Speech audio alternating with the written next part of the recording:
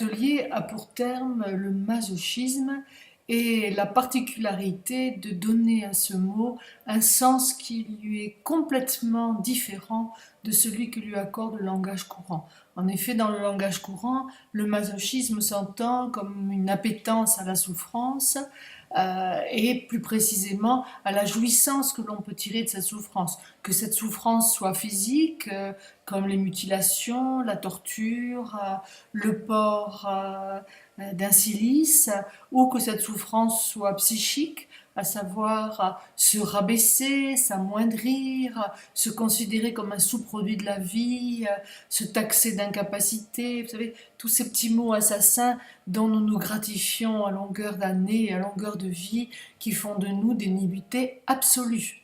Voilà, donc je vais aborder dans cet atelier une autre compréhension du masochisme qui est d'une nature beaucoup plus noble, vous allez le comprendre. En effet, le mot masochisme est un mot récent, alors que celui de souffrance est un mot universel et intemporel. Le masochisme est un mot qui date du 19e siècle. Vous trouverez dans l'article que j'ai rédigé à votre intention le détail de la genèse de ce mot. Sachez que l'expression sadomasochiste, la paternité en revient à Freud, et que Jung, lui, n'utilisera jamais cette expression.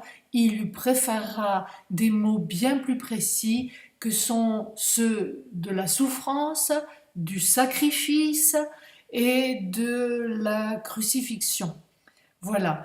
Alors, je vais en profiter pendant ce bref instant pour vous dire que le masochisme s'entend aussi comme la pulsion de la religiosité, c'est aussi l'archétype de la reliance. Le masochisme s'entend comme une expérience mystique. Pour certains thérapeutes, le masochisme est considéré aussi comme le gardien de la vie psychique, puisque, dit-on, le masochiste érotiserait la souffrance, la rendant ainsi un peu plus supportable.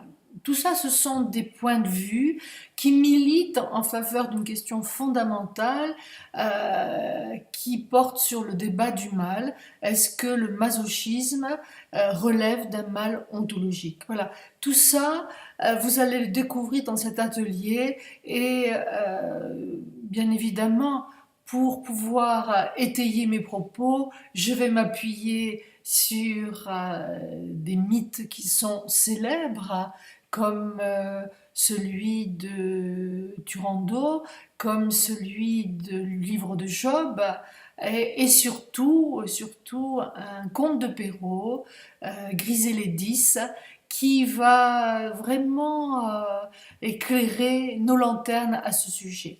Voilà, j'espère en ces quelques mots vous avoir mis en appétit sur un grand thème qui mérite d'être réhabilité, au moins déjà dans le sens des mots.